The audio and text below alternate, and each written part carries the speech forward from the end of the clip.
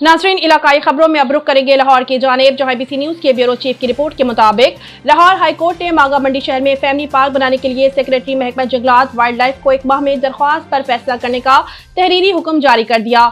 Mister justice Muzammil Akhtar Shabir ने case की समाअत की।